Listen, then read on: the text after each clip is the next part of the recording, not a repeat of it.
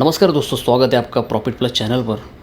आज हम बात करेंगे भारत के टॉप 5 फाइनेंशियल मार्केट स्टॉक्स के बारे में। फाइनेंशियल सेक्टर यानी बैंकिंग और NBFC non banking finance companies का भारत की अर्थव्यवस्था में बहुत बड़ा योगदान है।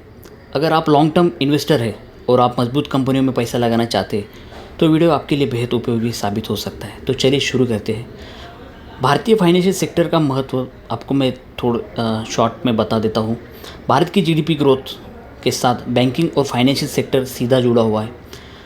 हर छोटे बड़े बिजनेस, स्टार्टअप, आम जनता के लोन, इंश्योरेंस और सेविंग्स सब कुछ इसी सेक्टर पर आधारित है। आरबीआई के अनुसार आने वाले 5 सालों में भारत का बैंकिंग सेक्टर 2x से ज़्यादा बढ़ सकता है। इसलिए फाइनेंशियल सेक्टर की टॉप कंपनियों में निवेश करना लॉन्ग टर्म ग्रोथ के लिए सही माना जाता है। तो शुरू करते हैं फर्स्ट स्टॉक के साथ, एचडीएफसी बैंक। यह भारत की सबसे बड़ा प्राइवेट बैंक है। 2023 में एचडीएफसी लिमिटेड के मर्जर के बाद यह और भी मजबूत हो गया है। बैंक के पास 75 मिलियन से ज़्यादा ग्राहक है। लगातार 20+ सालों में एनपीए बैड लोन सबसे कम रहा है। एग्जाम्पल के तौर पर अगर किसी ने 2005 में एचडीएफसी बैंक का शेयर 100 रुपीज़ पर ख़रीदा होता तो आज उसकी वैल्यू 20x से ज़्यादा होती। यह बैंक टेक्नोलॉजी, डिजिटल बैंकिंग और रूरल पेनिट्रेशन में काफ़ी आगे है। सेकंड स्टॉक है आईसीआईसीआई बैंक, भारत का दूसरा सबसे बड़ा प्राइवेट बैंक। आईसीआईसीआई की खासियत है ये रिटेल प्लस कॉरपोरेट दोनों सेक्टर में मजबूत पकड़ है। पिछले 5 सालों में शेयर का दाम लगभग 3 गुना हो चुका है। अगर किसी ने 2018 में आईसीआईसीआई बैंक के शेयर्स में 1 लाख लगाए होते तो आज वह लगभग 3 लाख हो चुके होते। इसका स्ट्रॉन्ग डिजिटल इनिशिएटिव्स, आई मोबाइल, नेट बैंकिंग और कम एनपीए इसे इन्वेस्टर का पसंदीदा स्टॉक बनाता है।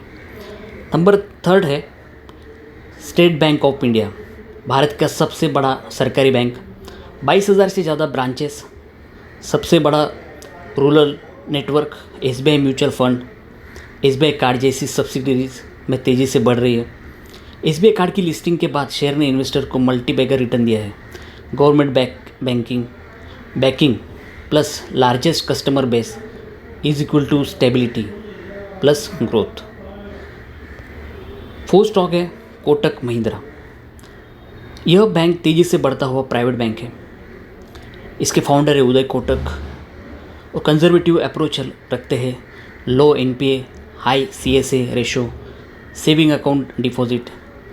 Kotak 811 digital bank account launch करते हैं के बाद यह यूथ मार्केट में बहुत पकड़ बनाई है। लॉन्ग टर्म इन्वेस्टर इसे स्टेबिलिटी प्लस ग्रोथ दोनों के लिए पसंद करते हैं। फिफ्थ स्टॉक है बजाज फाइनेंस।